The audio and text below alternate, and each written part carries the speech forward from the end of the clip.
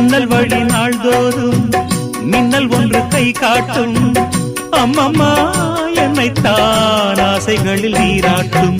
எனக்கும் உனக்கும் இருக்கும் நெருக்கம் இளமை தொடங்கி முதுமை வரைக்கும். இரவும் பகலும் உறவை வளர்க்கும் இடையில் இருக்கும் தடையை தகர்க்கும்.